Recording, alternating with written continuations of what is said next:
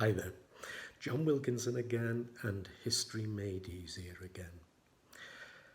When we're looking at just how the Nazi Party took control of Germany, how they kept the lid on opposition and controlled the German people, it's very hard to distinguish the influence that different factors had on that. Now, I know that can be a nightmare if you're looking at an exam question and the clock's ticking there in the exam hall. We like certainties, don't we? Well, turn the uncertainty into an advantage. Show that it's very difficult for historians to reach definite conclusions. That way, you show you really understand your history and you're on top of it. Turn it into an advantage. So, when you're considering propaganda, for example, it is very difficult to separate it out from other factors and say just how big an influence it was.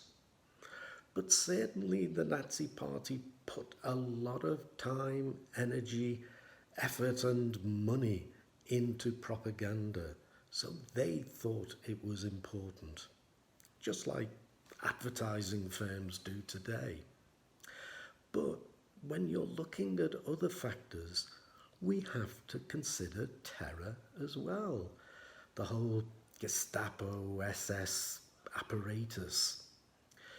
But I think for most Germans, the Gestapo and the SS were really operating to control a minority of Germans, those who they knew would never come on board, join the project.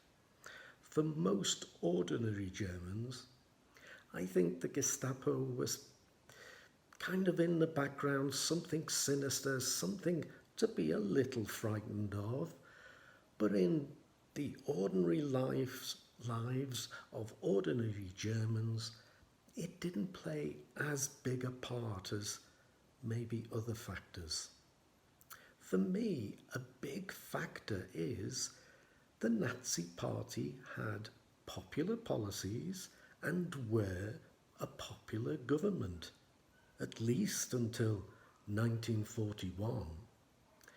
The Nazis created jobs, and the Nazis gave Germany back its pride, a pride that saw diplomatic victory after diplomatic victory against the hated authors of the Treaty of Versailles, and then gave military victories. There was Hitler taking the salute from his troops in Warsaw, taking the salute of his troops in Paris. This was a regime that had re-galvanized Germans and, as I say, given them back their pride.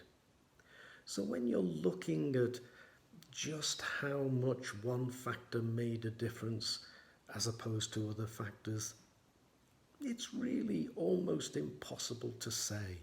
So make that clear. Show you understand your history. As for the way in which Germans responded, we can grade that in a number of ways. We can look at acquiescence. And again, I think this is the way in which most Germans responded. They accepted the regime, the good bits and the bad bits. And even when Soviet troops and American and British and other Allied troops were crowding in onto Berlin, closing in on the capital, Germany did not revolt against the Nazis. To the end, they stayed not loyal, but they stayed accepting of the regime. As for support, Well, I think there was a lot of support in the good times. In the good times. Loyalty to the regime and that um, the turning Germans into believers, I think, is another matter. Um, Loyalty and the true believers, we find them in the Nazi Party, of course, though there were many who joined the Nazi Party because it hid any doubts that they may have had. It maybe gave them better housing, it maybe gave them better jobs. They thought they would be better off by joining. But the loyal supporters, the real believers, of course, they were in the Nazi Party. And they were in greatest numbers in the SS and so on. But the army, not great believers. They never wanted that. They never wanted that aggressive foreign policy from the start. And when that aggressive foreign policy started turning against Germany after 1941, certainly after Stalingrad, that's when you see the army really beginning to show its true colours, if you like. But what kind of opposition do we see? Well, again, we can grade it. There's the grumbling, the comments on the bus going home, the comments in a bar at the end of work, maybe, the jokes, even jokes against Hitler. You have to be careful in making them, but they were being made. So there's the kind of grumbling level that fed up with this government kind of thing.